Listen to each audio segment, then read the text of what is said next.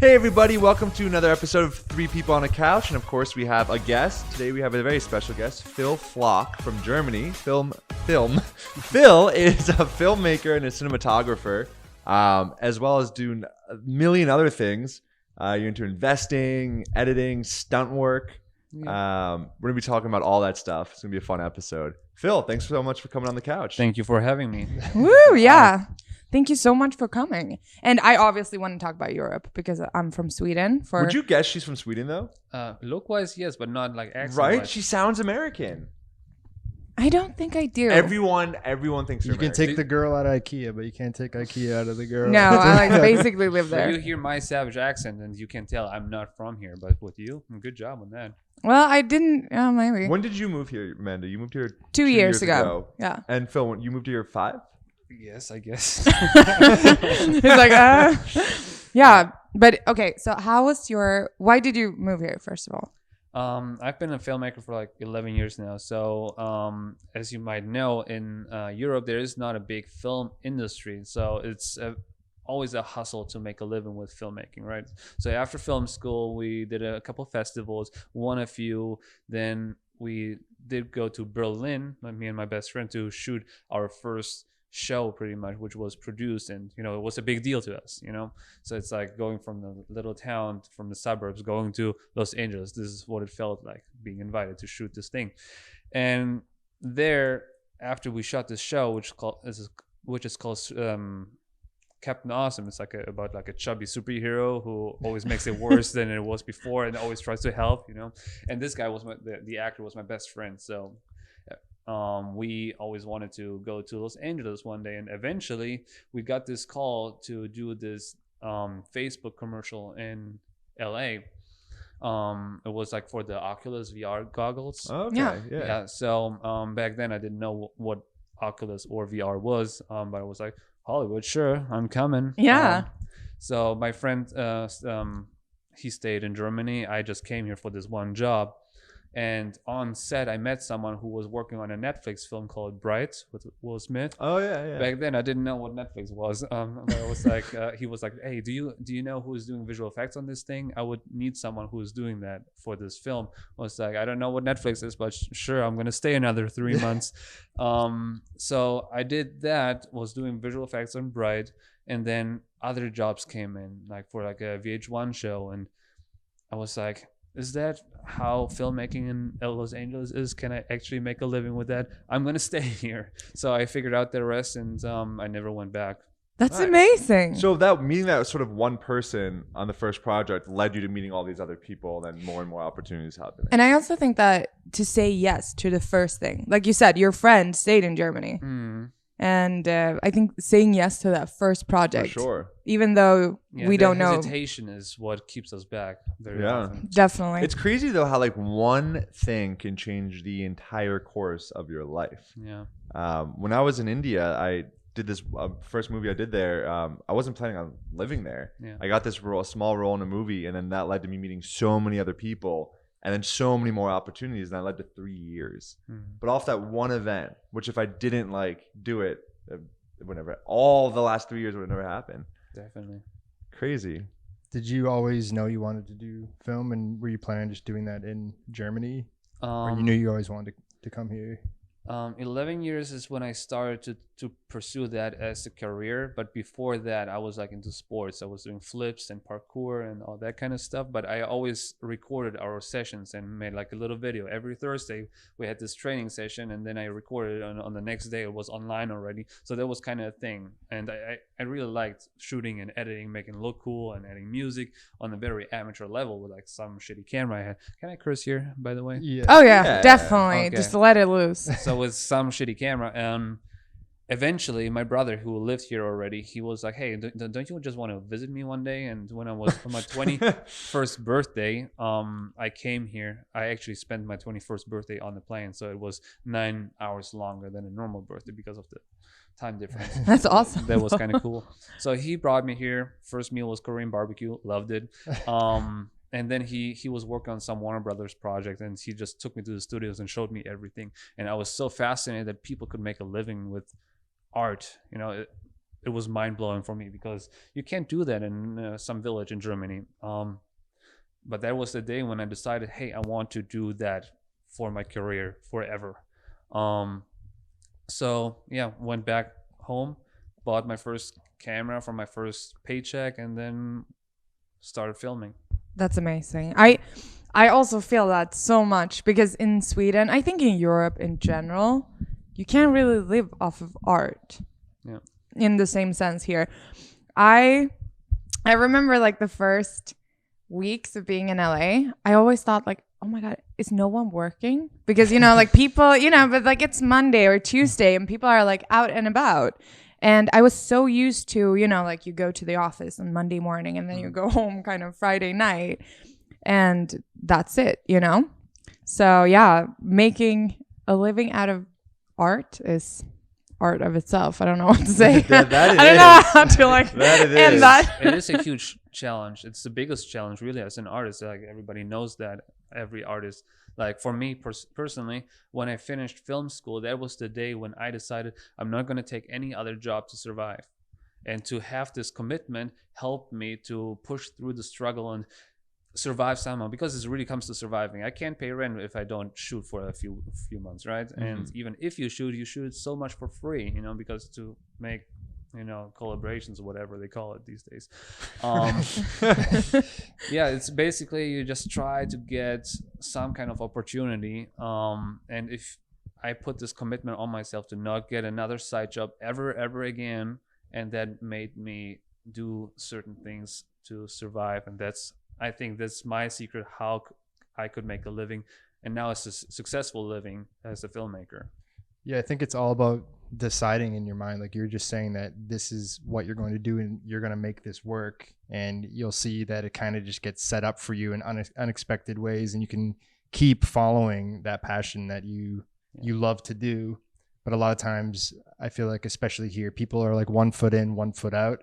And that's what makes it more of a struggle when you actually decide like this is going to work, no matter how difficult or challenging or non-linear the path might be.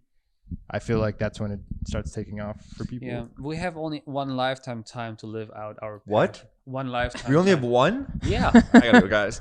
Yeah, that's I'm out of here. Need to do something about this. People underestimate that. They think, okay, eventually something is going to happen, but nothing is going to happen if you don't work for it very, very hard. And it's not, like living as an artist is probably one of the most difficult things you can do in a Western society.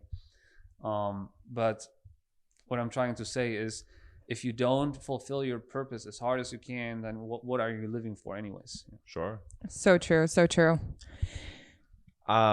I want to shift. I want to switch. Excuse me. Okay, we're gonna shift gears. in this episode. We're gonna just blur you out. I want to shift gears. I want to switch. You haven't eaten in 48 hours. Yeah, this is like something I discovered like 4 years ago, that fasting is like very good for you.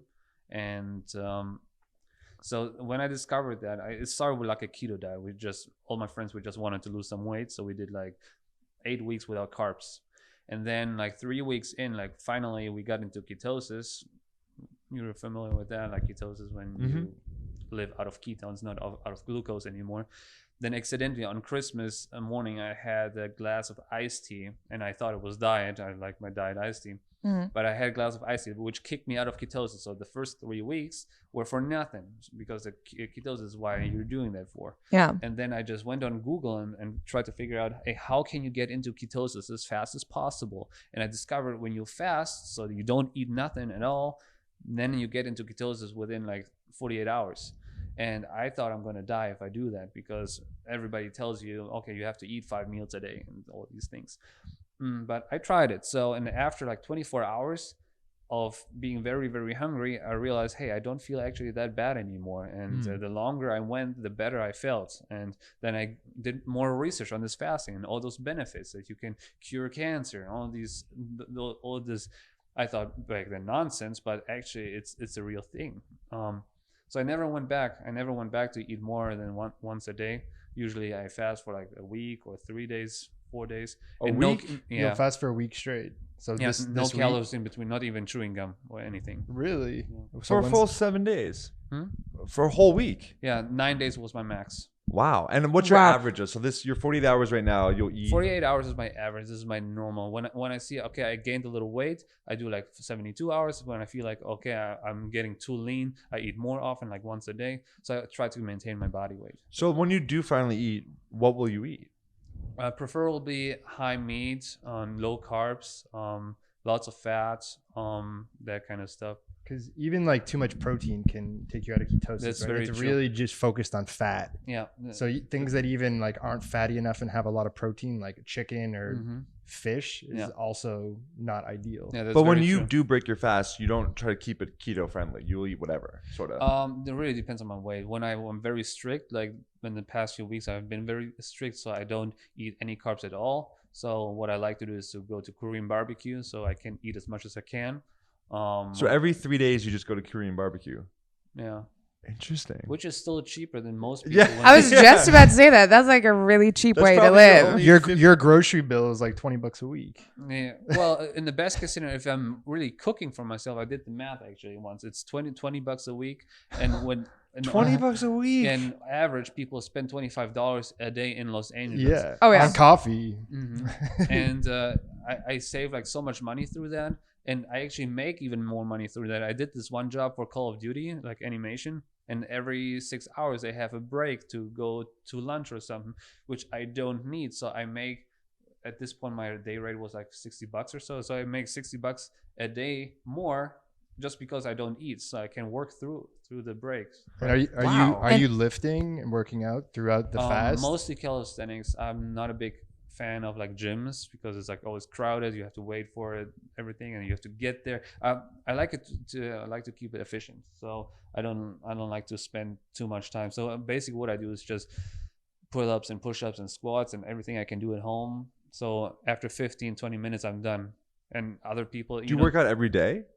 I try to, yeah. So even when you're fasted, you're working out. Mhm. And you don't ever feel like, oh, I have no energy. No. The opposite. I do feel like that after I ate, when the glucose is in your body, Right. and your your insulin spikes, then you feel tired, right? But when you don't eat for a few days, but only if you're not skin and bones. Like if you have body fat, then you can live for weeks without food. But if you're only skin and bones, I would not recommend it because your body needs to live out of something, right? That's Body the fat. yeah. That's the thing. I did a lot of intermittent fasting. I never gone a week, Mm. but I think I did like 4 days. That's my maximum. Mm. But and then I did, like you said, like OMAD. So you Yeah. only eat once a day. And that was working wonders for the energy levels, just like you said. It was so nice not having to think about food, like 3 times a day and stuff Yeah. like that. But I also, at that point, I didn't, this, guys, but like I've gained a lot of weight since I moved here. So I was very skinny at the moment. So like you said, if you have like not as much body fat, maybe not the best idea, but if you do, go for it. Yeah. I would also recommend it, but I'm not. I think everybody can fast, but it's the frequency, how often you eat, it differs from person to person. But I believe everybody should fast. It doesn't matter how old or young you are. Like at least 1 day a week. Yeah, or let's say you like the skinniest person in life, you have no body fat on you, then I would do the 16 to 8 fast, like this intermittent fasting. Uh-huh. That's the least anybody should do. But as long as you have a love handle you can grab in, I got you one. you can go a week without food. A week? Yeah. Definitely. But when Yeah. I rebound, like let's say someone like Steve, he's thinner than I am. So Yeah. you'd recommend 16-8 for him. If I fast Can I for touch you? I would recommend like 48-hour fast for him. For him. What about for me? I would hate to A week. touch you He's too, like but 3 for months. Paul, I would do Poke like me. I would, Man, if Fuck. you have a love handle. You I I have do. a love handle. I would recommend like 72 or 96 hours of fast without carbs for you. Yeah, but Without carbs, but Yeah. I can eat other stuff? Yes. Eat as much fat and meat as you can. Do you have black coffee at all, or you just have water? I don't like black coffee. I wish I would like it, but I don't. So you have no stimulants at all, No. and your energy's high. My energy is not high. I would say it's always constantly on 90%. That's pretty good. And it's not like after you had coffee, you were like 130%, and then after you ate, you were on 60%. No, I'm constantly on 90%, always, day and night. So for people that sort of want to get into intermittent fasting, I think a lot of people have kind of heard of it now, especially in LA. You'd recommend sort of starting off with like a 1-day fast, and then Me personally, I would recommend go as long as you can without food, but without dying though. So Yeah. Try our best not yeah, to. but try your best not to die, which is going to take a while. But that is going to break the food addiction, because the food addiction is the biggest deal. That's why we The sugar. this sugar addiction. Yeah. That's why we all have a hard time not eating. It's not because we need nutrition right now, because we don't, but our body and mind thinks, okay, we need like sugar every 3 hours, like a fucking alcoholic. And that's what we basically are. We all are all addicts, and when we break this addiction, then it's like way easier. That's why I recommend go as long as you can. It's a week, 2 weeks, whatever it is. Depends on the person, and then find your ritual, the way you try to do it. So for you, for example, I would go a week or maybe 8 days without food. Should we try it? And then refeed without carbs, and do like a 72 or 96 hour. Can you just do So wait, that? And I next, might- next, I might do, wait, maybe I might on do this. next we can film it. Should we all episode, do this? these three guys corpses haven't on been a eating. So wait, okay. So let me get it straight. So go first. You were saying 5 days, As long as you can. as long as I can without food. Yeah. And then when I do refeed, just do OMAD or No. eat throughout the day when I'm refeeding. Then 96-hour fast. So eat, and then after I 4 eat, days. Another 4 days without food. another 4 days without food. You, Yeah, I saw that- I saw you're you gonna do do one that back to back. You did 1 day, right? I did 1 day. Yeah, back to back, like forever, pretty much. Oh, so you eat only once every a 4 week or days. twice a week, and you do that back to back. And the longer you do that, the more weight you lose, of course. And Right. even if that's the magical thing about fasting. Even when you do like 48-hour fasts, but you eat as much as you can. Let's say I can eat 6,000 calories in one sitting, right? What? So That's easy, dude. yeah. Easy? I mean, You- okay, well, It's a little bit of practice, but when I eat 6,000 calories per sitting, and you're supposed to eat like, let's say 2,500 or 3,000 per day, right? Even if I eat them the same amount of calories, but only in one meal, then I still lose weight, because my body still consumes like all those dead cells, like all this cell recycling, autophagy, and all these things. Why we do that, right? So if I ate those 6,000 calories in 10 different meals throughout those 2 days, I would gain weight. Right. So it's Yeah. not about calorie in and calorie out. It's not And that simple. how do you incorporate the sunlight into the? No, no, seriously. Being a vampire, how do you? No, Nice. because I'm saying with autophagy and getting into ketosis, there's a woman that I've listened to, Dr. Courtney Hunt, and she's big on keto, but also she's just as equally reinforces having sunlight, because that plays an important role in autophagy and cleaning all the cells and all the turnover. So have you ever heard of that combination before? Like her thing is you need to get out there when the sun's rising and spend like a few hours in the sun every single day, because that's a crucial part of ketosis and autophagy. That to me sounds extreme, but I guess it makes sense. Well, you can always push it further, right? Yeah. There's once I did a dopamine fast. Have you ever heard? I've of heard that? about it, So like yeah. no cell phones. No nothing, no food, Yeah. no jerking off, no TV, no calling, no interaction with basically being in a prison cell, but without eating though. Could you read books? No, nothing. How long did you do that for? A weekend. really? And what was that like? Boring. So you sat in your I apartment. want to the do whole that. weekend. Okay, we can't do it together because then we would be cheating. But like going out a weekend. You basically what you're gonna do is like go in the whitest room you have, where there's like nothing interesting at all, and just sit there or stand and look at the wall. No working out either. Like don't move For 2 days. For 2 days. Oh wow. How'd you feel after that? You're like, I felt very inspired because I had all these ideas and I tried to remember all of them and write them down after I'm done fasting, right? Which obviously most of them you forget. But it's interesting how you can train your mind to be more sensitive for anything when you do that for a while. like that's the thing. Like fasting can always go extreme. Like when I started doing keto, everybody was like, "Oh, that can't be healthy," you know. And then I was like, "Okay, now I'm gonna do fasting, and that is even extremer. And then I'm gonna go dry fast, like no water and no food, you know." So and then what's the next step? Okay, maybe no sleep. Is that healthy? Or but that's the thing. People, they assume, but they don't know. Right now, I also believe that sleep is very important. But I'm open-minded that if some guy in fucking India tells me, hey, not sleeping for a while is healthy too, I would try it. Because we judge everything because that's what we do. We're disbelievers, right? So do you, I'm guessing you don't drink alcohol. Sometimes I do. I'm a human, right? So when I'm on my extreme fast and I don't drink nothing, of course. But right now, for example, my parents are visiting, so I eat one meal a day, and I have a... What's my drink? It's a whiskey. I drink a whiskey sometimes. With the meal, or would you drink the whiskey later in the day? With the meal. With the meal. So you still keep the eating within the period. Yeah. But you wouldn't have like 10 p.m. I'm just going to have a whiskey. So many people have emotional relationships towards food and get dopamine from it. And I was served a meal last night that is basically a combination of two foods that I hate. And I wanted to be respectful, and I ate it, and it was pure like suffering for me to like chew it and eat everything. What foods were they? Yeah, what was it? I don't know if I should say because I don't. Oh, you know. Oh, okay, I get it. But no, I can. You can't say what food you don't like. I know it's like I'll share everything else about my life, but I don't feel comfortable talking about the food I ate last night.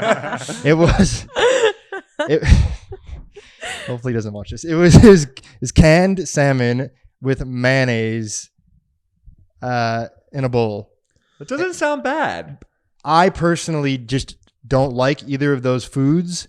And I was like, you know what? I have such a visceral reaction to these foods in my mind. I think I mentioned on one of the podcasts that I found these, like, they're my least favorite foods. And mayonnaise and canned salmon. It was basically, I've had salmon before, obviously, but the canned salmon, it basically looked and smelled just like canned tuna, which is like the villain of my life. I hate it. Like I hate it so much. I don't even know why. I was molested by tuna when I was a kid. But canned anything. Yeah, canned anything. So I ate it, and it actually was like sinking in how much pleasure I get from food. You kind of almost like black out, and I eat my meals so quickly because it's all just like lighting up my brain. And I was just like chewing that in pure misery and just wondering, why do I hate this so much? But I mean, that's me because I don't like eggs. What? And you know that. Yeah, I know. I wish it's love like eggs. you in coffee. Like I wish I liked eggs because I know that it's good and it's so much protein and it's so easy. Like if I could eat eggs, I would eat it all the time because you can do so much things with it. But always like if you stay at someone's place or someone, want to make you breakfast, they always make eggs. Yeah. Always what about make eggs if it's like cooked into something? Like not an omelet, but like a muffin, but it has an egg base. Is that okay? I guess that's fine. Yeah, All right. she I doesn't want straight I'm up gonna eggs. eat I can eat pancakes. Oh, Banana okay. pancakes. But Okay. I made muffins, by the way, if you want to try one after. What did you bring them? I brought them, yeah. Oh, thank you. What if it's like Yes. scrambled eggs, but it's 20% egg and like 80% cheese or something like that? I mean, it would probably work. The only thing is the consistency. Yeah, It's something you're, about the. you're a texture consistency yeah, person. I eat anything pretty much. I know. There's no food that you will not eat. Well, actually, it's strange, but I really do not like cooked salmon. Really? But it grosses. Actually, almost as all cooked fish. You've I don't served like. me salmon before. I like. I like. What the hell? I like. We both hate our meal. We're like, yay! Eat this. But this is the weird thing. I love raw fish. I love Sushi, salmon yeah. on bagels. Like fuck. You like it's the amazing. smoked salmon, yeah. Love smoked salmon, but when it's cooked, I don't like. I get it. I don't like it. Just. No. Have you had canned salmon? I'll No do one tuna though. should. Tuna doesn't bother me. Like a tuna melt. Count me in. There's a smell that I get from that. Fishy.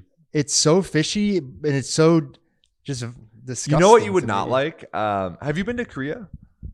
South Korea? No. No. So there's cow intestines. It's super, super popular there. Mhm. And when they're cleaning it, usually they'll clean them on the outside and you can smell like them cleaning the intestines, and it's where the poop travels through. Oh And you my can God, smell no. that when you're walking in. Poop It's like, soup. oh my God, it's overwhelming. But then once you get into the shop, they throw some spices in there and some sauces, and it smells quite nice. And it's actually really tasty. But initially, when I first went there, that initial, like, because as Americans, we don't really eat a lot of the organ meats, and why not though, right? Like, why not eat them? It's very healthy. Exactly, they're very healthy, but we're like conditioned almost not to. Like, you don't find like heart and intestines and lungs at Ralph's. Brain is very nutritious. I did pig's brain once. That sounds weird. Can I pig your brain real quick? Not a fan. Not a fan. And goat brain. It's quite. I went to a Easter party, and they were serving goat's brain there. So but you eat a lot of brain, Phil? No, but my brother is a big fan. And is he? I know organ meats is big on keto. Yeah. Yeah. It's very fatty and very nutritious. If I don't like something, like for example, I hate mushrooms for the same reason, I just say I'm allergic. I always say I'm allergic to mushrooms, and then they leave me alone. Yeah. The hard part about being allergic to egg is that it's in everything. It is. Yeah.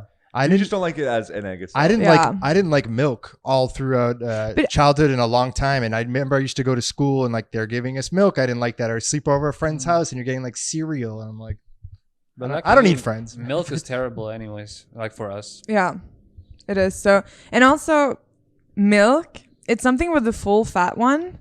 It tastes to me warm.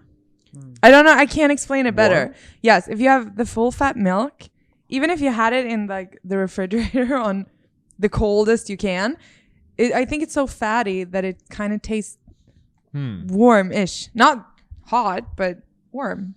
Just a little warm. It's like heating up in your mouth type of feeling. I don't know. It's just I don't. How many grams do you track your, like, when you do eat, how much protein do you eat? I just go for it. I used to do that, but what's the point? Yeah, you know? but you don't lose muscle at all. I gained muscle through that. Huh. I actually did a body scan before and after. Like every time when I change my diet, I do a body scan. I gained muscle like crazy, way more than I did a vegan once, and I lost muscle mass, even though the workout routine and everything else was the same. So it's very interesting what you can do with these things. But do you do anything with this? I mean, I'm just thinking that you're into film. Yeah, I'm just thinking that you're into film making and also this health and fitness and kind of lifestyle in that sense. Do you combine it? Do you do health videos that you publish somewhere? Or yes, because when I No, I was just saying, bring that microphone. Sorry, when I started this diet and I posted this before to after picture on Instagram, suddenly all these questions came and interviews, like online interviews, and so I took part, and then I got some exposure through that, and then I had all those people asking me questions, and I answered them, like person by person, and I realized how much time I was spending on these, and how I like efficiency, right? So I made a video answering most of those questions and just put it on YouTube, on my Phil Flock YouTube channel, on Phil Flock Snake Diet or whatever. And then people asked me other questions, so I made a video on that, and eventually I made so many videos, and it became like a routine that I was suddenly this fitness influencer person. Not a huge following or anything, but but still, answering all these questions.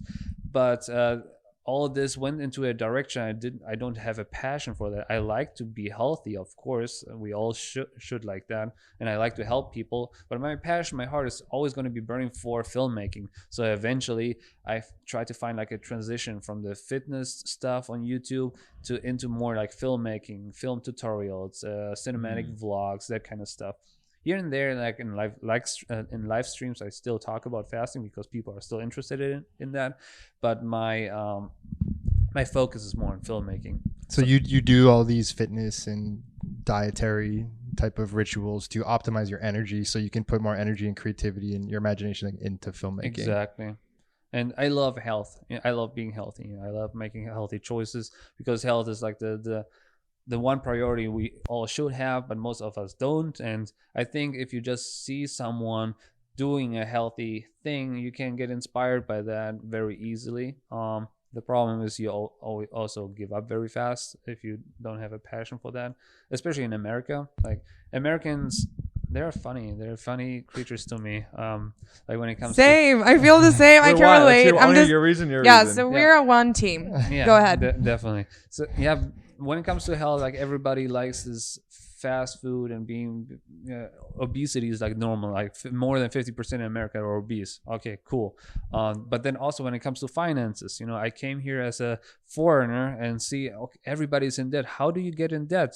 Okay, you go to an expensive school. What do you do with the degree? Nothing. Okay, interesting. Yeah. So this is what America is built for, to be in debt and always paying it off until you're dead And be fat. So many unhealthy Consumption. choices which are born basically because your parents don't know any better. There's a laziness or apathy that's here, not to excuse the people's poor behavior, but I just feel like America is like the epicenter for consumption when it comes to media, fast food, and like bad decisions. That is actually so funny. It's literally it's consumerism, but we're also at the same time we're the world leader of consumerism and of well, we push it onto other countries. Like, let's get a KFC in China. They have all that now. Yeah. Oh, and it's so popular. KFC in India is like, people are like, dude, let's go to KFC. And I'm like, why? It's like, Dude, that's a big, like a fun thing to do, It's like, it's the American, that we've exported a lot of that. But yeah, unfortunately, like obesity rates are insane. And before all these brands got into like India and these other third world countries, I don't know if India really even still is a third world country, but malnutrition was a huge problem. In parts it still is, but now the biggest problem is obesity. Obesity, they went from like the opposite end of the spectrum. Now you see ads everywhere for diabetes medicines, and like it's a huge problem. Yeah, medicine is the next good point, right? Because it's all built on, okay, let's make them healthy, let's make them unhealthy, and then give them medicine, Let's keep them sick and dependent on the medicines. Exactly. Yeah. And I think fasting fixes most of those issues, which is great. But when it comes to the financial side, like the debt and all that, like coming to this country because I'm born and I learned, okay, if you want something, you have to make the money. And when you have the money, you can purchase something. Yes. But same. Americans, they just use their credit card because this is what they're used to since they're 16. Yeah. And then they're like in Which debt. is insane. Yeah. If you got like a credit card when you were 16, Yeah. like I personally would not have been ready for that. Like I would probably also be in debt if someone were like, here, you can use this card and you get free money. And what's crazy is, on that same note, is that like you have a credit score in America. Yeah, you have to have and it. the way to get a better credit score is to get more debt and then pay the debt off. And then you get more credit and then you spend more money and then pay that off. And like, that's kind of crazy. But then if you know these rules as an adult coming into America, I was 26. So if you know these rules, you can basically use that for your advantage. To build a good credit score took me 7 months, but to fuck up your credit score, I mean, it could take 1 month, really. Oh, yeah, definitely. Because I was abroad for 5 years, I actually, my credit score wasn't that great. Yeah. It was pretty low. Yeah. Because I just didn't exist in America for 5 years. I didn't have any debt I was accruing, and I wasn't spending anything either. And when I came back and I like got an apartment here and put stuff, like the lease in my name and the utilities and all these things, my credit skyrocketed. Now it's really good. But yeah, just like you miss one bill and then it goes down, And also kids 17 years old or even 16, when you're in high school, you're being approached with the decision, do you want to take out student loans? You want to take out debt to go to college? And you're not even a legal adult yet, and you're already making a decision that can financially affect you for the next 20 years. Or longer. There was a whole thing with DeVry University. DeVry. You know what I'm talking about? No. No. Harvard. It was a massive university in America, and they would always do advertising for like, at DeVry University, you can find your passion. And its whole thing turned out to be a pyramid scheme, and they weren't actually getting education, and they were in like hundreds of millions of dollars they've accrued of debt from students who signed up. Yeah. And just over the pandemic, all these lawsuits happened. I believe they shut down. And then the U.S. is forgiving all of the students' debt. That's why I'm glad. Really? All of yeah, it. I went to Trump University, so I'm happy with the degree I got. And Trump University. that was another one. That was a real thing, actually. What? That was another It's a one real that had thing. It was had a thing. bunch of What? class action lawsuits and Yeah. everything. Yeah. He started university, and then it was like a fraud thing. Yeah, like, he actually did start a university. Okay, but the second question is who the who applies there? A lot of people. You'd be Guilty. But like, surprised. who wants to go? You applied there? Oh. No, of course not. It was my safety school. No, It was your second job. Yeah, it's really crazy. Like, I know I have friends who make really great money, and they in like late 30s, and it's like I finally paid off my student debt. Like when they hit 40, and that's like normal. Yeah. And that's crazy. Like some of my friends have over $200,000 in debt to go to school to get a degree in like communications, and now they do nothing related to that, but just to have the, you know. And that's another weird thing too. It's like okay, decide what you want to do the rest of your life. Go, you know, like now give us $200,000 for it. But this is insane. Yeah. Yeah, but that's because how in Sweden school's quite cheap or free or It's free. It's free. Yeah. We have Crazy. 100% free. And Germany, education. it is free, I think, as well, right? It is free. Because I looked into getting a master's. There's private school. I paid for my school, but not as much as you would pay for like a fucking USC or whatever. Right. Yeah, because the average here, I think USC is like 40,000 a year now. no way. It's probably closer to 60. Yeah. 60? These are all climbing up. They're all like 60 and That's insane. up Half now. a million you're gonna graduate like in debt. That's insane. That's insane. Yeah, I mean, but if you know these things, that's what I'm trying to say. If you know these things, coming to this country as an adult, and I just got one of those secure credit cards where you put your own money in, because without ever having a social security number, it's hard to build credit. Right. So I got one of those secure credit card where you pay in your own money, and then you basically use it, pay it off. You do that for 7 months, then you have a good credit. Then you get like an actual grown-up credit card, you know. Yeah. And until today, I use it like 30% or 10% of it just paid off, just because I built my credit that way. Yeah. Then eventually, I was always broke in LA too, right? But eventually I made enough money to actually save up some money, and then I also bought a car. And like I said, I'm a European. I save up $30,000 for a car. I could buy it, but then I was thinking, hey, what if I want to get a loan for a house one day? So maybe I should get a loan for a car first. And I Googled and researched how these things work. Yeah. And yeah, so it's better to have like some credit history, loaning something first. Like a car is perfect for that. So basically same thing. I pay like $100 a month in interest just to have a good credit score, pretty much, right? Oh, yeah. yeah. Even though I have this money lying around on the side, I could just buy it, but I won't, because I have to play this game. You know? Yeah. That's so interesting. Yeah, it's super interesting. But on the other side, this money on the side is invested, so I make more money with the dividends and the financial the stock growth than I pay in interest. So I actually make money just having it on the sideline. What do you invest in? That particular money I have in an app called Betterment.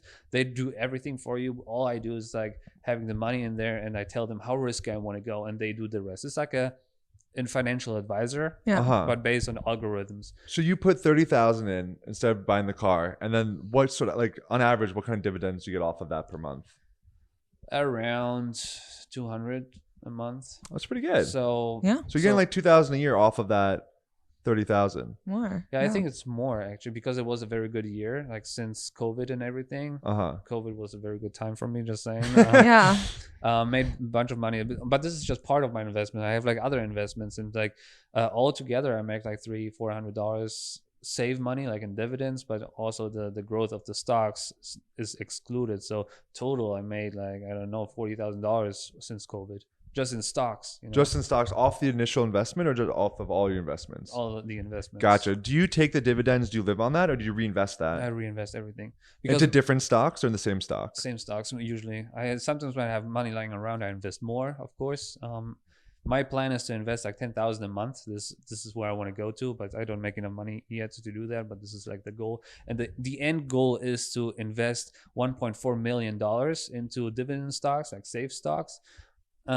Because of that, you can make around $70,000, $80,000 a year, which is a great life without doing anything. Yeah, definitely. So I really can focus on my art because as an artist, even if you do art for a living, you still have to work for others, and whatever their stupid ideas are, you have to Yeah. do that. Sorry, my clients, if you're watching that, but you're all retards.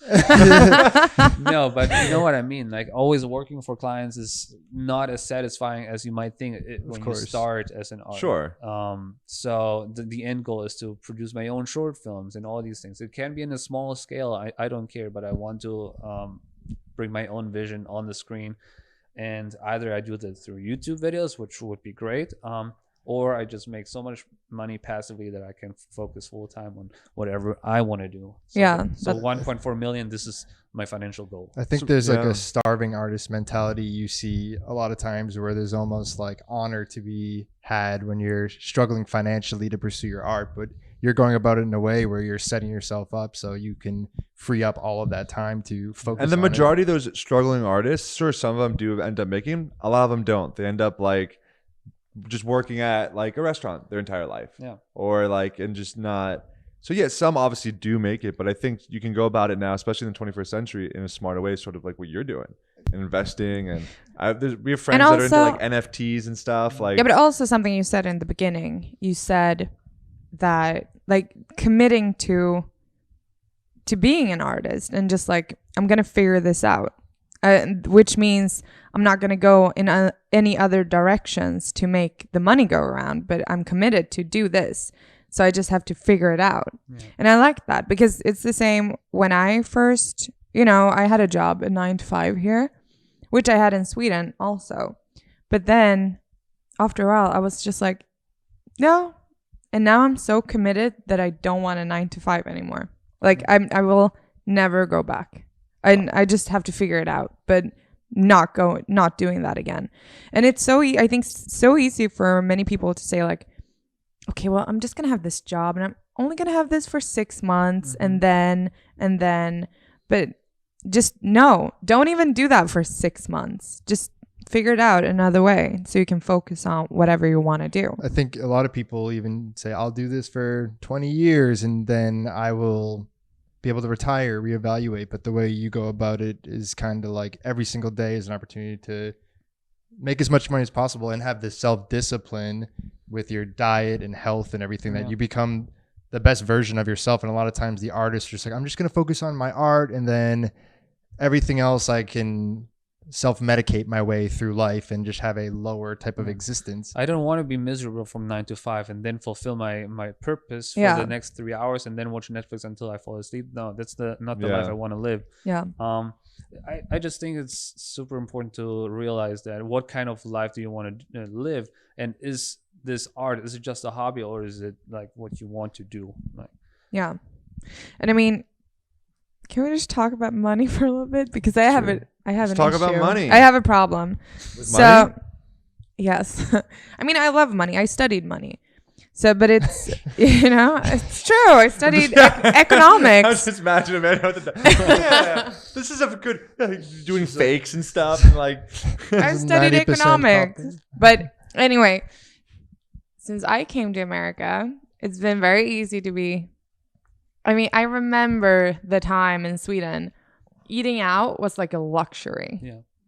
And I could count like when I actually bought something, like bought a shirt or bought a pair of sunglasses or whatever. Now in America, I don't know what it is. It's probably been, I don't know, but I'm spending money every day. Like a maniac, crazy person. You got a Chanel bag just to put groceries in. Yeah, like, 10 cents, Amanda. No, I wish I had. That's my dream, to have a Chanel bag one day. But anyway, so I don't know. It's something about the culture when it comes to America that like encouraging you to spend more money. The whole thing is designed that way. I mean, look at all the social media apps, Instagram, TikTok. All the ads are trying to say, steal your attention and be like, give me your money. Yeah. Every one of them. TikTok, all of this stuff is made for us to spend more money. Like that's how it's designed. But also like eating out now, or parking. Do you want to go out to dinner tonight, by the way? Yeah, sure. Cool. But anyway, you say you're parking. And parking. I'm not paying for parking. I'm just gonna use someone's driveway. I don't care if I don't live there. No, but it's like now if I find like $15 parking, what a catch! I'm gonna take it. Valet parking. I'm like, yes, I don't have time to look for parking. Take my car, take my keys, and then it's like, bam, that dinner that you were going out to, it's like valet parking, food, the drinks, and then it's like, bye, $200. It's crazy. I was doing the math. One like, night. You go out on a date, for instance, and you're like, if you're just going for drinks with tips, it'd be about $80, $70, $80 if you each get 2 drinks, right? You just say you go on 2 dates a week as a guy, and you're paying. Let's assume that's over $500 a month. Hookers in Germany are cheaper. That's what I heard. I love that.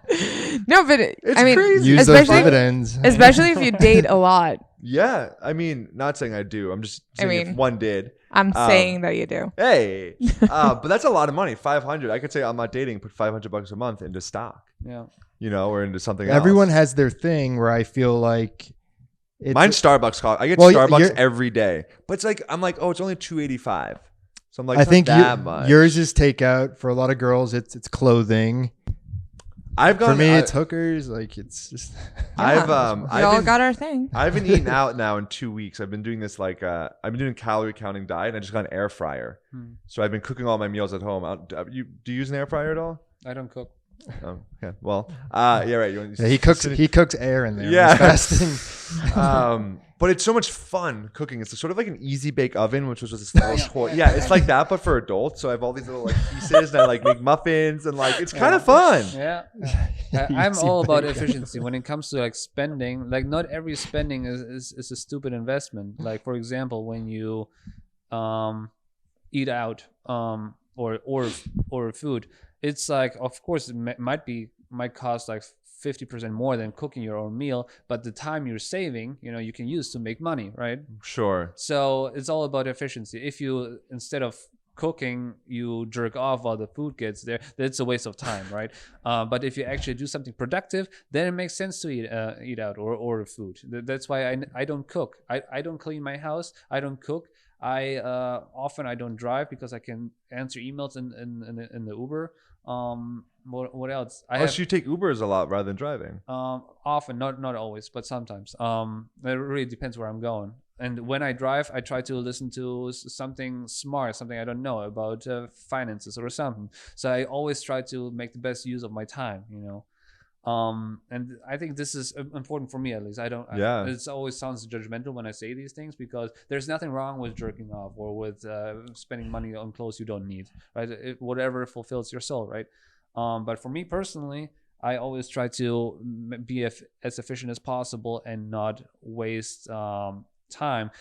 I also just hired like 6 months ago, I hired an editor who helps me editing, because editing, to be honest, is like a stupid job. Anybody could do that. Like any monkey who has some kind of brain can edit, right?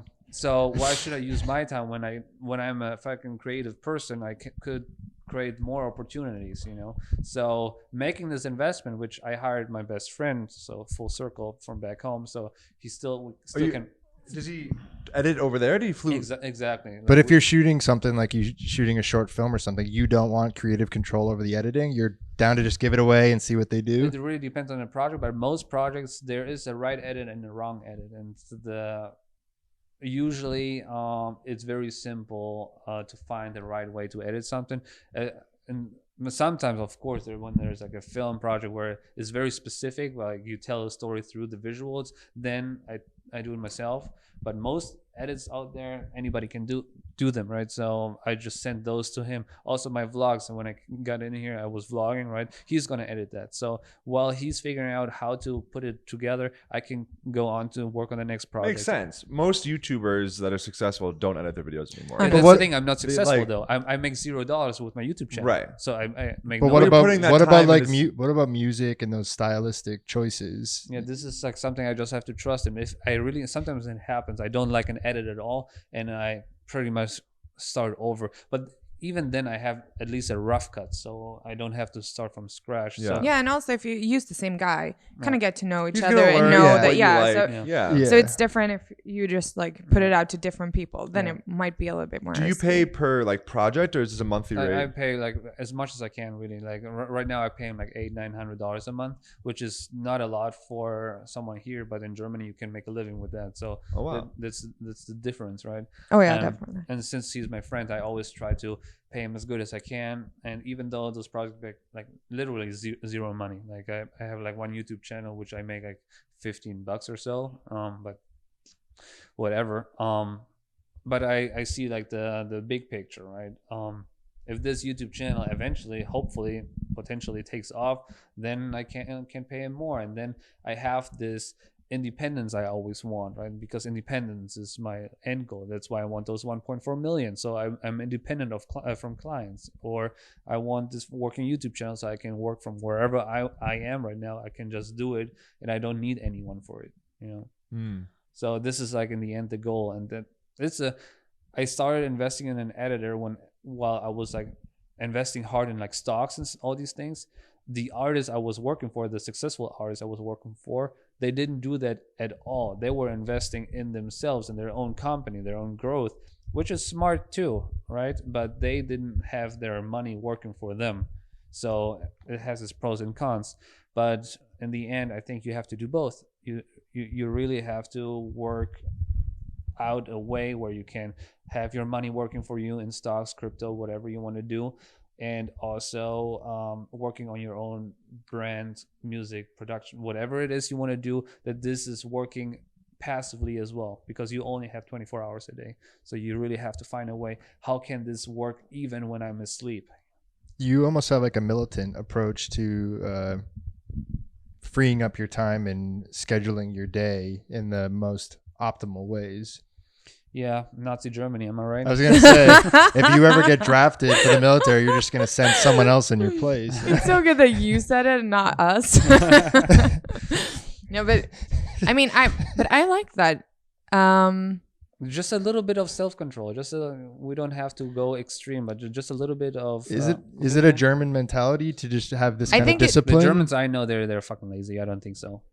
Yeah, I think it's a personality trait. Like I was much more like that when I was living in Sweden, because I remember calculating out, you know, how much time I was spending at work, how much, you know, because when people say like, okay, let's meet up, it's not only like that particular hour that you're supposed to meet up. You have to drive there, you know, you have to fix yourself before it, you know, maybe you have to take a shower. So it's like, to meet and someone. We all hate taking showers, right? I hate that. No, but I don't. I love taking showers.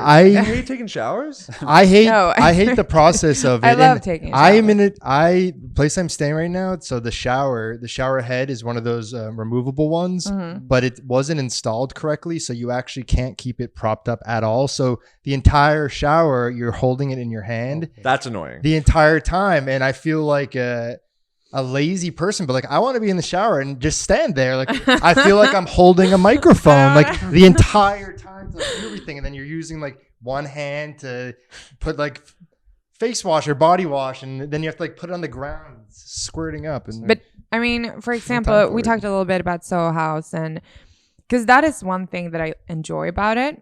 I can go there in the morning, I can work out and go get a tan because that's important to me. And then I can use their very nice, like, you know, showers and sauna or whatever, and then fix myself. And then I can sit there and work, which is like, I like that everything's in one place, because I've been and I don't know if it has about time or just pure convenience. Like I online shop a lot, but that's just because I don't have time, or I do have time, but I don't want to take my time to go there. Go into stores and mindlessly trying to find whatever I want. I know exactly what I want.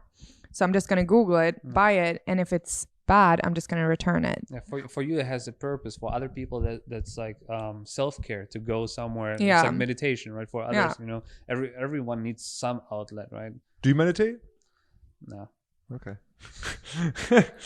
Do you? What about when you were doing your Most days. dopamine fast? There was like a one-time thing. I don't do that on a regular basis. But then, yes, of course, that's all you can do. But yeah, when it comes to showers, like in Africa, I just came back from Africa last month. We didn't even talk Really? about Africa. Wait. Okay. Why? Where? So we're shooting this show and film in Senegal. So I came back like a month ago. It was the second time we went. And the way that they take showers there is they have like the buckets with water, and then they have to wash themselves with with the bucket. We did have a shower, but it didn't work because the first day we took a shower like Americans do, just let it run, for a long time, and then they shut us off.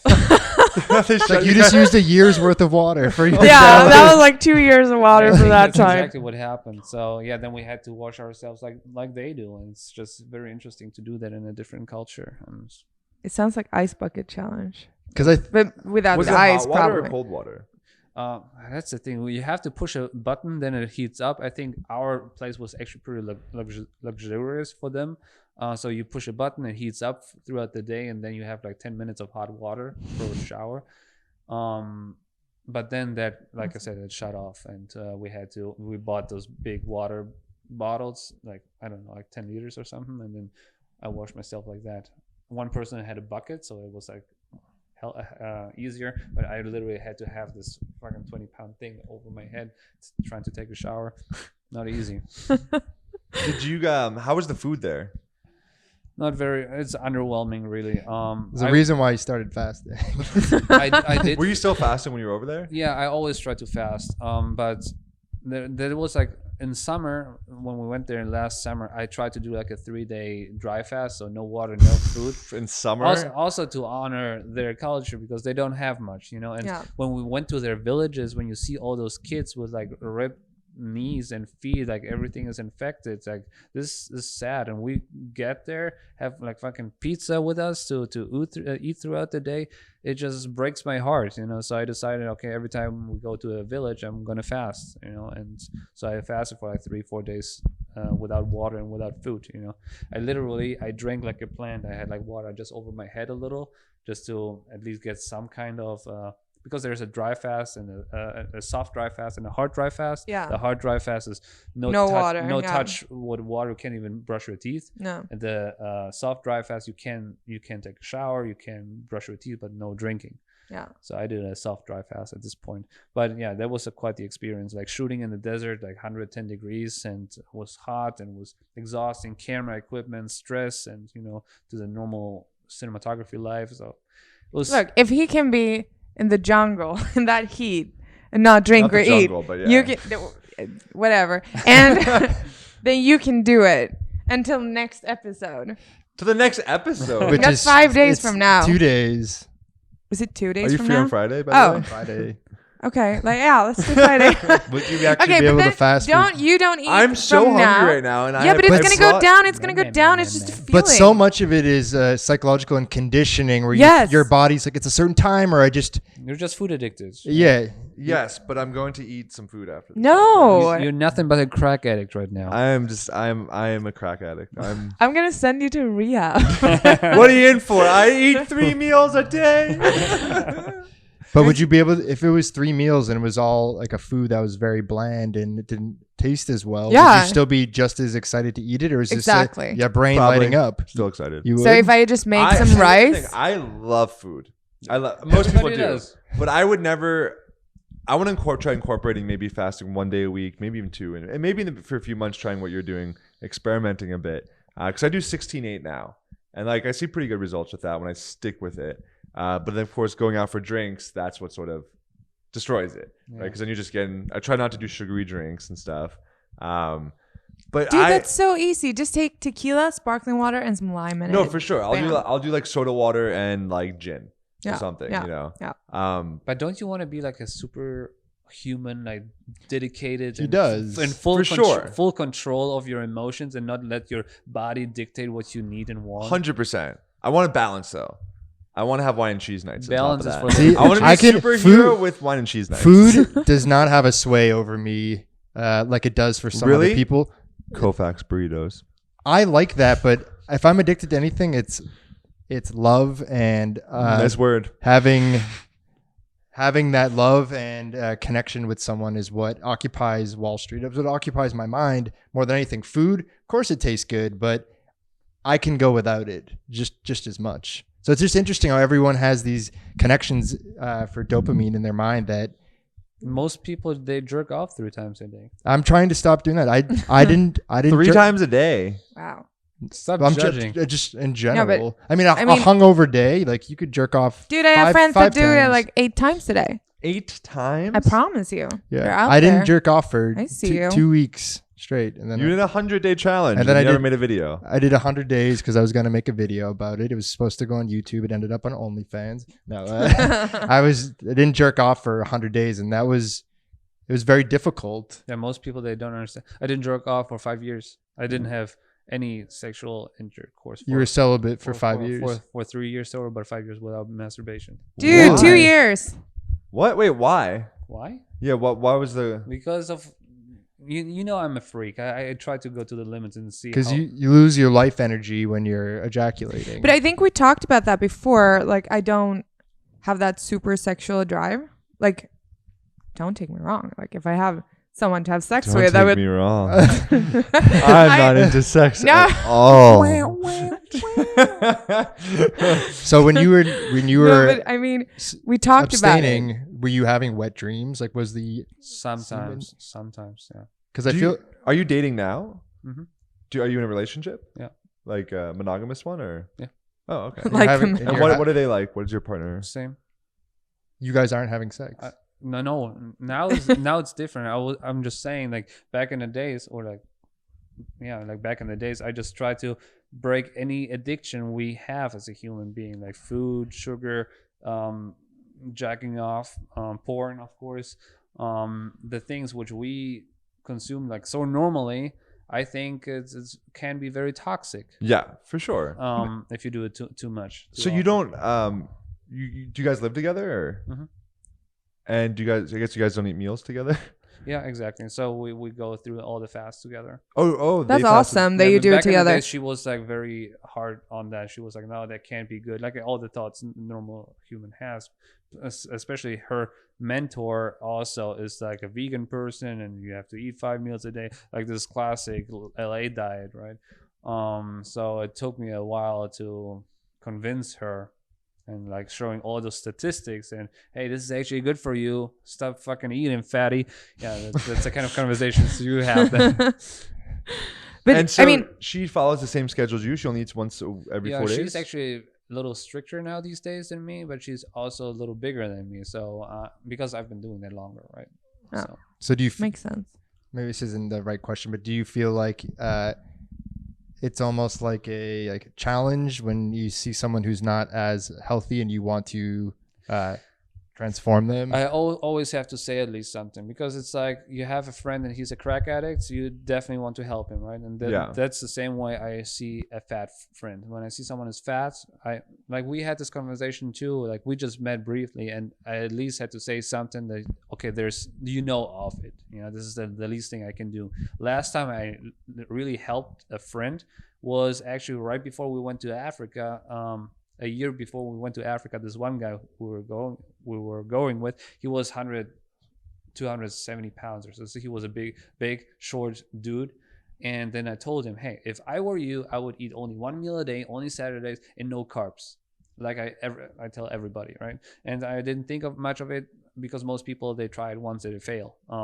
But he actually stuck to it. And next time I saw him 3 months later, he was fucking jacked and shredded. So he just ate one meal One a meal day, a day. only on Saturdays? Yeah, 1 meal on Saturdays and no carbs. And then Monday to Friday, no food. Nothing for like 3 months straight, and he lost 120 pounds. Wow. And he was jacked. Of course, he had because he was big, right? So he had like some skin, and that's too you can get rid of eventually with dry fasting, but that's another subject. But yeah, he got shredded. He has a 6-pack now. He's probably leaner than me right now, and this is. So it is possible. When you fucked up your entire life and you've always been a fatty for your entire life, you still can fix it. But most people, they just don't want to, and they just go to the gym. And also, like, our society tells us that if it feels hard, you shouldn't do it. You know what I mean? Because it's like, it's not going to feel pleasant to lose weight. Like, sorry, it's not going to be like, now I'm just losing weight. It's going to be hard. Yeah, but when And you that's- are there, because I'm at my after picture right now. At my before picture, I wasn't fat, but I was like a normal dude like you, right? You But think I'm normal? like normal for American standards. I still think you could lose some weight. Anyways, no, what I'm saying is, How like, much would you guess I weigh? you're a big dude. I don't know, like 220. Yeah, 228. Yeah. Yeah. Yeah. So Yeah. I started to 200 pounds, and then when I lost weight, I actually gained 15 pounds of muscle, but I ended up on 170. Oh wow. So I lost 50 pounds of fat, really, because So I your gained heaviest you were 200. Hmm? At your heaviest you were 200 pounds. Sorry, say again. The heaviest you weighed was 200. Yeah, 200 was before, and then 170, but I gained 15 pounds of muscle throughout the time. You're 185 now. Right now, Yeah. How much do you weigh right now? like 180, I think. I weigh 170, and I feel like I have nothing on my body, and then you have a ton of muscle. A lot. Do you need to poke him? Poke him again. Poke his muscle. Who is gonna poke who? Well, do you work out? No. Yeah, but not consistently because it tires it. I almost get like a flu-like symptoms after working out, where it's my body takes extra time to recover, and it can actually make me feel like sick after lifting weights. After you get used to it, you have to build those habits. Like your body has just to get used to it. Right. And that's it. And like time is also not an excuse because, like I said, I work out 15-20 minutes every day, and everybody has 20 minutes. And you don't even lift Uh-huh. weights, No. so it's all push-ups and Push-ups, pull-up, but I have to go harder, like because eventually your muscle gets used to it. So I start doing like 1-arm push-ups, 1-arm pull-ups. I see your Instagram videos sometimes. Like, what is he doing? You're like Stalker. upside down, like like one hand, like feet in the air. I'm like, Jesus. Yeah, because you have to challenge your body somehow, right? If you don't have weights available, now I moved to a house, so I do have a garage where I have I do have some dumbbells, but most of my workout is still like body weight. And you do have to challenge your body somehow. How many push-ups would you do in those 20 minutes? I don't do really push-ups. Like I would say, I don't know, 200 or so. Hmm. But I don't really do push-ups because it's too light. So I do 1-arm push-ups. Okay. So I do like a few sets of those, Yeah. or dips or stuff like that. That's the thing too. Like I remember I was talking to a buddy in Vietnam actually, and he lost a bunch of weight. And I was like, "What's your like? Have you been going to the gym and stuff?" I was like, "No, I just work out like 15 minutes at home." Because going to the gym is like you get your shoes on, you have to go in the car, Yeah, you have it's to the whole drive, thing. get there, and it can be fun. Some people like it. I can like group classes, but he's like, I just literally wake up, roll out of bed, get on the floor, and start doing push-ups Yeah. and sit-ups right away. And that's it. It's all discipline because I know even when I go to the gym, I'm not giving it my all. I'm like, which episode of Euphoria am I going to watch while I bench? It's like, I'm like, Yes. it's like the gym isn't a place to like watch TV. Have you watched Euphoria yet? I'm halfway through the first season still. It's so good. Still. The soundtrack. Yeah. How can you? But how can you He doesn't only be work out, 'cause he doesn't halfway? work out. No, because I've been going to the I gym. binge- Start going to the I gym. know. So you finish Euphoria. I just binged everything. How didn't you? Well, it's just because I haven't been watching anything. I've been just busy, and where I'm at doesn't have I got Wi-Fi. My hotspot ran out. No, you're kidding. No, I'm not kidding. So, Do you watch Euphoria? Yeah, I just started, but it's just funny to observe that. Like we talked about working out and commitment, and it was like such a low mood. But then we started to talk about euphoria and consuming stuff, and everybody got excited. yeah. So this, bring the snacks over here. this is America for you right there. So it was just beautiful to observe. Yeah, it's true because it's a lot of that's like gym, all this. It's hard work and it's kind of like You almost are in like the perfect situation because you're coming from a more disciplined mindset, and you're coming to America, which is a bunch of It's a nice fatties mixture, though. and It's a nice mixture freak though, show. because America, especially LA, everybody's a dreamer, right? In Germany, everybody is like very down to earth. Okay, you do your 9-to-5 job, and you get married and do all these things. But having a discipline from Germany, the dreaming part from LA is, I feel like it can be a great mixture to, yeah. which can lead. oh yeah, hopefully, dreams can with lead discipline. to a big success one Yeah. day. It's like key to success is like very simple. It's like it doesn't matter if it's working out or making money. It's like always consistency. It's like always the same thing. Right. Make a plan and stick to it. It's the battle in your mind that tries to talk you out of things. Like my mind always tries to talk me out to go to the gym or talk me out of like doing anything, and then it ropes me back into stare at your that. phone, stare at Yeah. your computer. I had that sometimes. Like yesterday, I didn't feel like working out, and I was like, maybe I'll just maybe like not working out today. Like it's fine. Like let your body rest. And then I was just like, shut the fuck up. You're going to work out right now. Yeah. Like cut the shit. And I've never done a workout and felt out like, oh, I shouldn't have done that. I always feel better after Of having course. done it. You Yeah. know Always. that, But still, the resistance is still there. But it's just like, And no, why not do you happening. think there's resistance or that voice that tries to sabotage you? I think everyone has it. Just do But you what listen to i- it or not. But what is it? Comfort. But what is it actually? hormones. The voice, it's comfort. It's your mind trying to be like, no, lay in bed. Like it feels nice. It's comfort. All comfort. Coming from where though? Comfort from I think as humans, you want to be comfortable. It's what we seek out, right? You want to be financially stable, physically stable, and relationships are stable. You don't want to move, right? But do you think they're your thoughts, or it's thoughts that are being like? No, they're definitely your thoughts for sure. You don't think they're your thoughts? No, I'm just thinking of what happened this weekend. What happened? Wait, what happened this weekend? I wasn't here. This I want to hear. Okay, come on. Okay, so this weekend I met with like a shaman. And you did? Yeah. So I met with a shaman, this guy from Nigeria, and we're having a conversation just like casually. And then he told me that I have an entity that's attached to me. He could feel like on my left side, like an entity that was basically harvesting my energy and like trying to attack him while I was talking to him. Mm-hmm. So it was very like alarming in a way and very uncomfortable, because you're having a conversation with someone trying to connect to them. They're like, oh, by the way, your entity is like attacking me this entire time. So I've been in my head like the last few days, just because he's like, the entity, it's like it's adding thoughts to your mind that aren't yours. It's like it's putting thoughts and planting into your mind. Wait, what is it? Like, what's an entity? Like, it's basically this like a being that's in like one of the astral realms. A lot of times entities are people that have already died, but they're not ready to like leave the earth yet. So they attach onto other people, and they can attach anytime you're in like a low frequency state. If you're depressed, or you're thinking too much about sex, or you're just in a lower vibe. So it's like a demon. It's not quite a For demon, but it's for like people like me that don't know. No, but it's just something you can't see. This is his belief, isn't like it's not his belief. Oh yeah, but just like it's not even my belief. It's something that I'm open to like learning about. It's like on the path to being a demon. It's like the demon is like the whole. Immediately when I heard this, immediately like, great. How much does this guy want to get rid of it? That's immediately what I hear, because especially because I've lived in so many different cultures, and I've came across so many of these. Like, I've done these vipassanas and meditation retreat. A lot of them are great and good, but I've met so many of these gurus and people that like, but then you think, have a service, but it's like, pay me this much and I can do this for you. But then you think about why can't I change my habits? Why do you still have an addiction to food? Discipline. That's what it comes down to. It's basically personifying the issues that you have. But I want to know, it's interesting to me, where is it actually coming from? You said it's just comfort or it's just discipline, but that's still just talking in human terms of the way we describe. Because we're humans. Wait, I just need to say something about this spiritual note, something that you guys don't know, because I'm not very spiritual, but Good for you.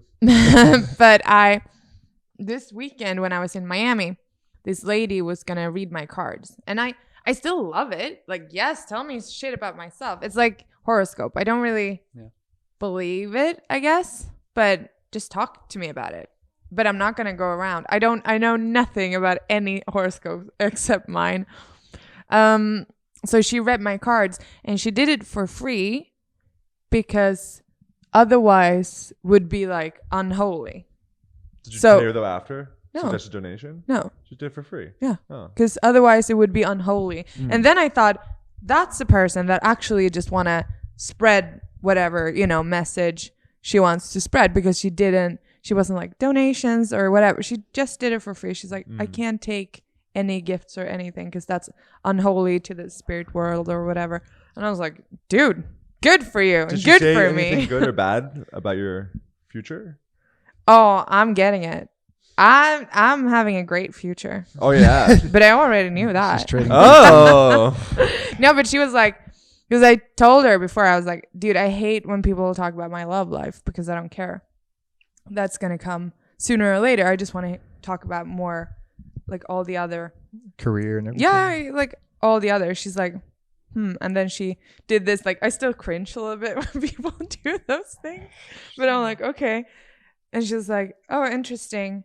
Then she read it. She was like, even though you don't want to talk about it, apparently your ancestors or whatever is up there wants to talk about it. So she talked a lot about your love life. Yeah. Oh my god! Did you see who Amanda saw yesterday? Like, in like the other realm, just like eating popcorn, just like that's my no. So I just got love life. That's great. But could also Thing. be what you said. Could be also like a free handout to get more people. You know, if she tells Exactly. people, you never know. It's like what- a I fir- do first believe one's there are free real type of healers thing. out there. But she said that she never took anything for it. But I I'll- do feel the real healers though aren't trying to make a shit ton of money off people though. Yeah. They're doing it to heal, and obviously there is an element where like if you give all your energy to healing, you need to pay your rent, you have to pay your bills, so you have to have some sort of income. But when you're at the point where you're charging thousands of dollars for stuff, I still and you're don't- living in luxury as a healer, you shouldn't even be living in luxury because you shouldn't even want that. Yeah. You know. Here's the thing: everyone can ultimately heal themselves, I believe. So I don't think any other healer or any other person can tell you about yourself or what your life's going to be more than you, because you're in the body, you're living it every single But second. you're also, because you're in the body and you're living it, you're also going back to comfort. You're gonna be doing the same programming. Unless you like get militant on certain things, you're gonna do the same Right. programming and having the same thoughts of like, why me? Why me? It's because you're whatever. You're eating that, the cake every night at midnight. It's a permission slip. If going to a healer or going to this woman who read your horoscope is now giving you that extra motivation where you're like, fuck yeah, like this is validation that I'm on the right path, that's going to help you 20-fold. So it's all what you get out of it. But I think everything is okay as long as it doesn't cross any boundaries. Religion too. Have whatever religion you want until you become an extremist, yeah. Like So what that are want to your- kill what are your the people thoughts on that this? doesn't have your yes, religion. that's a problem. I went to a medium after my dad passed away, and she was saying things that there's no way that she could possibly know it. And that to me validates that there's definitely stuff beyond this that can be communicated with, but there's so much misinformation and misleading type of things that it's tough to filter it out and tough to know what's real and what's not. Please check the CDC website to see if this entity Are you is actually- are you spiritual, That's a religious, personal anything? question, isn't it? It is. It is. No, the thing is, there's no one on this planet who believes that little in God like me. I'm like zero spiritual. But there's a few things which happened I can't ignore. Like, so we had this conversation just like now with a very spiritual person. I said, if there is a God, please kill me today. That's what I said. Oh, That's Time of death. just to prove a point, right? But they don't know that. But 10 minutes later, when I left, I went to somewhere. I drove, and then I just hit the fuck. What was it? The sidewalk, and so I busted my tire. So I didn't die this day, obviously, but I busted my tire, and I thought, okay, that's bad luck. Whatever, Eventually, a few months later, I had the same conversation with another person, and I did the same thing. It was in Africa, actually. God, if you really exist, kill me today, That day, I crashed my fucking drone in a village in Africa, and that was the moment where I definitely decided to stop saying these things. yeah. Don't say kill me. That's a hard statement. Yeah, but just to prove a point, if you don't believe get in it. something, nothing's gonna happen. Right? True, true. And I still don't believe, but I just thought if there is a power doing these things, there must be also a counterpart when I do something good or pray or hope or ask for something good, that should happen too. And it might be just like a little thing, but what happened is when I just prayed for I didn't knee or anything, but I just prayed for myself. Hey, if there is like some help up there, man, can you give me like a little support on my social media? Can you do a little something, because I'm working really hard on that, and this is like all my passion right now. All my energy goes in that. What happened was that it's like very technical, but Facebook only monetizes channels with 10,000 followers. All these things I don't have, but it did Facebook sent me a message. Hey, you are now eligible to monetize your Facebook Reels. Which is crazy because I don't have a following on Facebook, like 500 followers or something. And it was like, okay, now I can make money with Facebook Reels. And then I started posting, and like one thing didn't go viral, but 100,000 views, which is huge for me. Oh yeah. And what I upload is like those little effect videos. I don't know if you've maybe seen it. Like, for example, I put like water on the floor, and then I jump into the puddle, like visual effects things, So that one went viral, and then another one, and another one. So That's awesome. things happened like after I did this little praying. So Tricky bastard up there, but we'll see how that goes. Yes, we've turned Phil into a believer. Yeah, how can I be more efficient with this friend up there? Yeah. How can he help me? No, but that was just a very interesting experience because, like I said, I'm not a believer, but these things happen, and I'm too smart to ignore stuff like that. Yeah. I think whatever you start believing in is what is going to happen. If you truly believe that you're dying, your body is going to start reflecting that physiologically. Yeah. And even if you say you want to be struck down and killed and you really feel that in your energy, then you're going to see some kind of reflection of that, even if it's just your camera getting fucked up. Yeah, exactly. It's just manifesting what people are talking about, like manifest this, but you can manifest negative things too, right? For sure. It's just putting your attention on it. Yeah, myself, I tell myself how broke I am all the time. I'm not broke on paper, but telling myself all of that is this negative mindset, which always brings me down. And sometimes people remind me, hey, you're doing this thing again, and even though you're fine, but But I mean, I think manifesting is interesting and I really enjoy it, but I feel like it's the action you take when you believe that you already have it. Action is the language of physical reality. So it's like if you're just sitting there meditating or intending or building your vision board and doing law of attraction, that's just building the foundation, but now you have to take action. Yeah, and if you're not doing that stuff, then you won't have any of the foundation to take action on. I mean, exactly. Now it's going to sound like I'm just like, I don't know, just trying to say that it's okay for me buying clothes and stuff. That's what all this is coming down. I manifested a $10,000 No, but seriously, if you want people to think that you're, I don't know, because people think that clothes doesn't matter. Brian does. But that's not true at all. No, Steve doesn't. I definitely do. Well, who's better dressed today? Clothes are the first impression someone has on you. You're a really good dress, Steve. No way. Look at those shoes he's wearing. I know. Look at your shoes you're wearing. The shoes suck. I need to look get at your sneakers. Pants. This is hip. No. You're dressed like a stepdad not. picking up his kids at school. No. Anyway. Or a bookie. We're going to go shopping, you and I. I like this look. This is my Los Feliz just left in the morning for coffee look. We're going to lose our Lululemon sponsorship. Yeah, don't. Okay, yeah, no. We're going to fix it. But anyway, it's like, no, but dress how you want to be perceived. For sure, yeah. And it's just like, if you want to be, and it doesn't have to be like weird in that sense, but it's just like, if you wear sports clothes, people probably will think that, oh, he's on his way to the gym, or he's on his way back from the gym, or he's probably, sporting, like do some kind of sport. And that goes in all the kinds of, ways when it comes to clothing or what you buy and what you wear and when you wear it. I try to look as good. And this is also another thing. I try to look as good as possible every day because that makes me feel really good. I feel more confident, so I act more confident because I feel like hot shit. So, I mean, it's just law of attraction. It's all about the action, to be honest. And obviously thinking it through. But for me, it's more like the action you do, like you said. I feel like it's mastering your thoughts, and that's where I have the most struggle because I have automated type of commentary going through, and a lot of it is like fear-based or worrying about the future or not being. I never worry. Seriously. No way. No, but I don't. Good for you. No, but You're enlightened. No, she's our enlightened master. I'm definitely not, but I'm one of those people that are most likely to say, oh, it's going to figure itself out. I'll deal with it. It's going to figure it out. It's going to be okay. I want to get to that point, but I feel like I'm always trying to engineer and make things work. Like in especially financially is always I was taking just a lot of space in my head. When it comes to finances, though, I'm lucky in that department because that takes care of a lot of income. stress because everything else is like my love life will figure it out, my career will figure it out. But when there's a financial pressure there, it can really start to chip away at your ability to stay positive.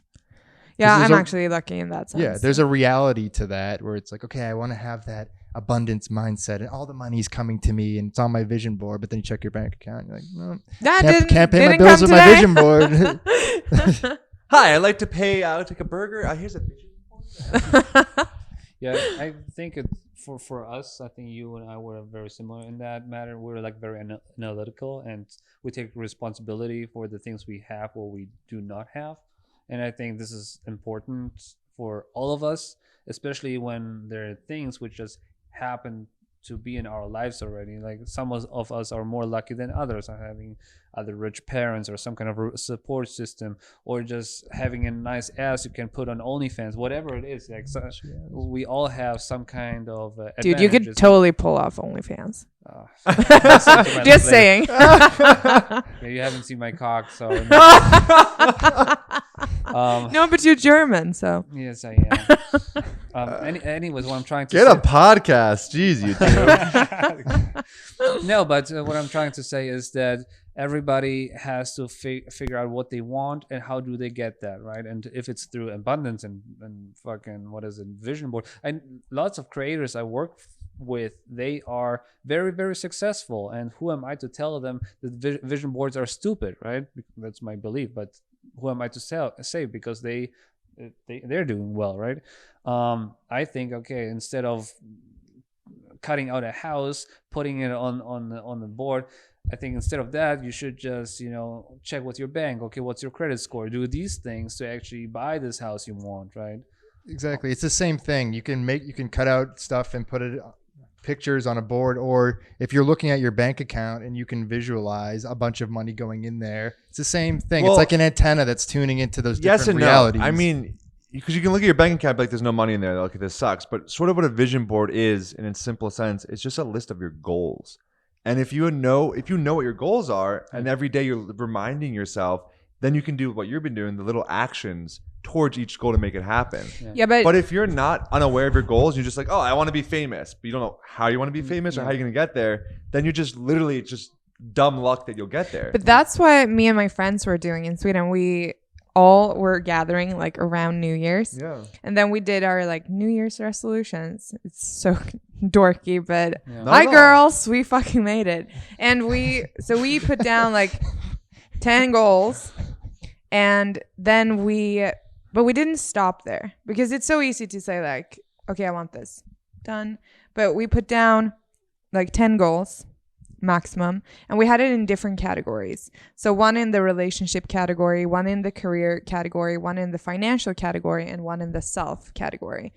So at least. So then the rest you could like put wherever you were.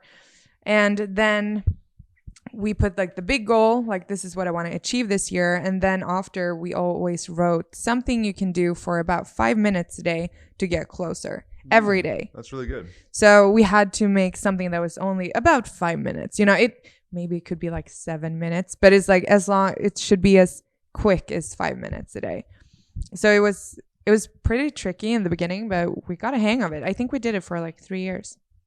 Nice. It was cool. And it was also nice to do it in different categories, because otherwise you can be very stuck in one goal, which is great because it's like full focus and all of those things. But it's not super fun to be like, okay, I want a house, and then you focus everything about that. And then you get the house, and then you're like, yeah, but I don't have any friends because I didn't take care of them. You know what I mean?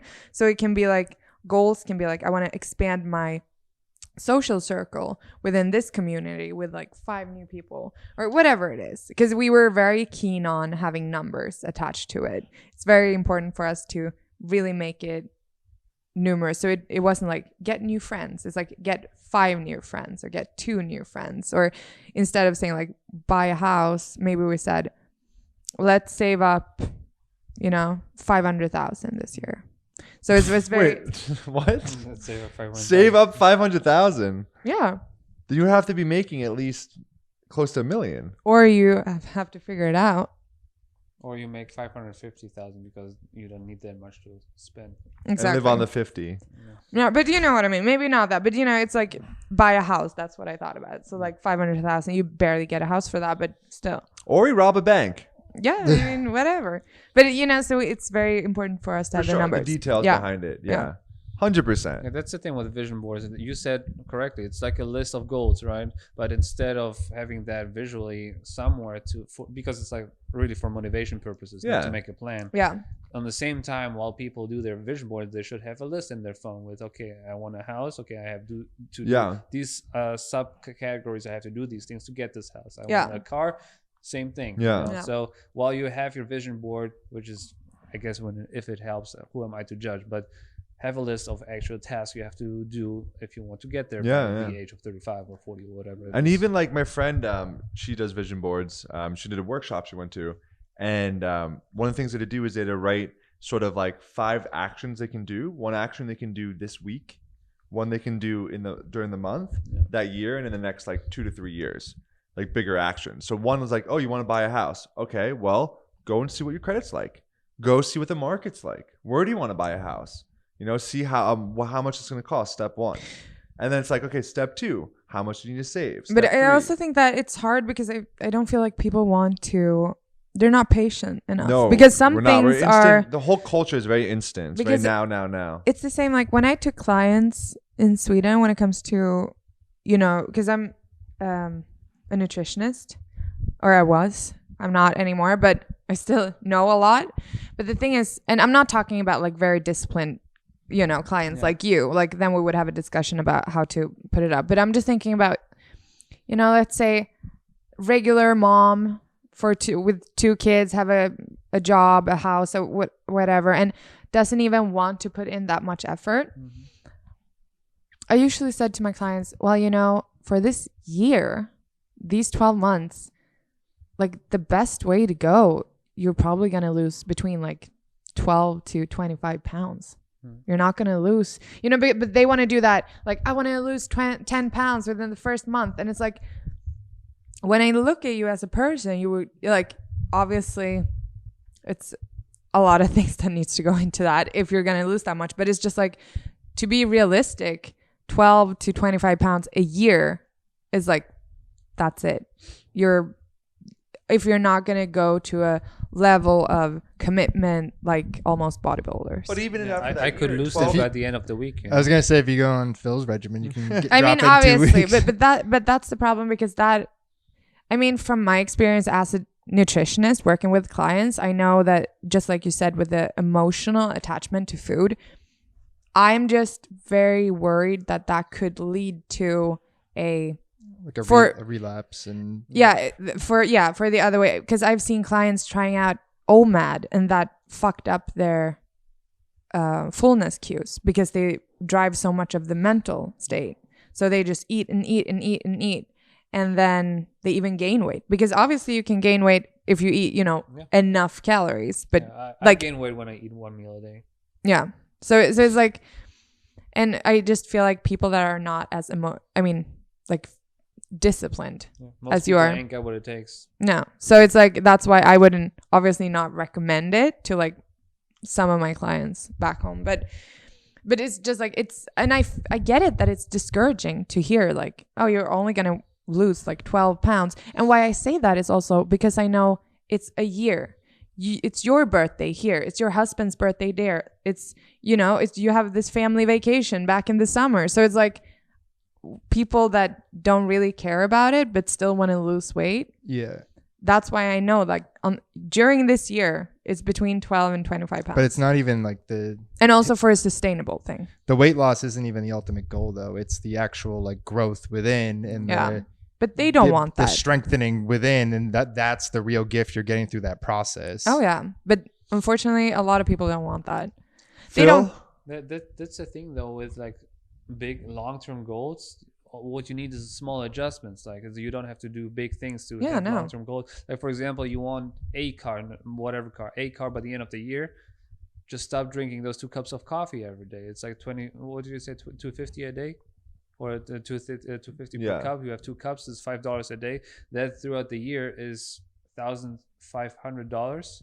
And that is a great down payment for a car. So don't drink Starbucks coffee, make your own coffee, and you have a car by the end of the year, you know? For sure. Bless you. So it's like, thank you. It's the small adjustments. 100%. And we don't want to sacrifice those small adjustments, because if it's small, it doesn't feel big enough to achieve big goals.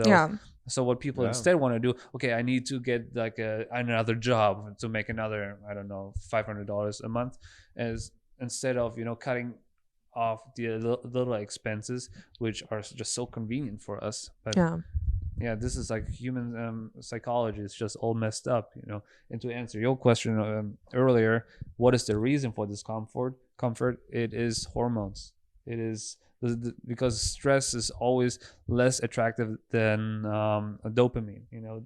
stress, and we just know going to the gym is going to be stressful now, and this is what our brain realizes. So I would rather sit on the couch, but because it doesn't see the long-term effect of being happy after the fact. Right. Yeah, so it's all hormones, and the more our hormones are fucked up through food, drugs, porn, and all these things, the more lazy we get, you know. And if you control these things through commitment, through fasting, through fitness, and you know, long-term dedications, then our hormones are going to be way more balanced, and we're going to be healthier, and it's going to be easier to stay healthy. Dude, we could talk about this all day. Yeah. Let's do Talking that. forever. What do you do? Sorry. Yeah, One last question. Yeah, one What question. do you do when you're feeling a temptation where you want to eat something you shouldn't be doing, or you want to get drunk or something? Like, how do you curb those impulses? It's always a balance, right? So if I'm always consistent and always healthy, I can have a little slip up, but only if it's controlled. I would never be like, oh, you know, whatever, I feel like fucking up today, I'm gonna eat pizza. No, it's always planned. I always plan ahead, so I know if I'm gonna be drinking on a Friday, I'm gonna be fasting for 2 days straight. I know if I know there's Thanksgiving coming up, I either be like, okay, that's my fucker principle. I just eat whatever I want, but then I fast until I am at the weight where I started from. So I always have a quick comeback. Yeah. Because the worst thing what can happen is you break your good habits and you relearn your old bad habits. Say, okay, I eat shit and drink. On the next day, I just ate and shit. I just ate shit yesterday. I drank. I can just do it today again. It doesn't matter. This is the mistake what people make. Okay, like slipping and being like, okay, I'm not gonna go to the gym, but I'm gonna go tomorrow. Tomorrow comes. You know what? I'm gonna do another rest day. No, this is where people fall. So definitely, to answer your question, always have a plan and stick to the plan. And so if you were like, okay, I want to drink today, live your life, but then on the next day, go back to your old plan. Yeah. Cool. Phil, thank you so much. Where can people find you? On Instagram, Phil Flock. If you see a pink beanie, that's me. Same on YouTube, same on Facebook. If you want to see my short films on Infant Cinema, also a pink logo but a pacifier because I do action comedy. So yeah, Infant Cinema on YouTube. Thank you Phil, so much for coming. Thanks for coming on. Thank you so much We for learned having me. a It was lot. fun. Everyone, that's another episode of 3 People on a Couch. We'll see you next time. Bye. Sad songs are inappropriate when you sing them on a ukulele. I found out on Twitter that my ex has cancer, but her new girlfriend is taking excellent care of her. That's a lot of new feelings to have all at once. Yeah. Would you shave your beard? You always said shave your ass. Did you? No. I would I shave. also thought about it. I was also like, I would shave my beard and Would my you ass shave for the your right ass? role.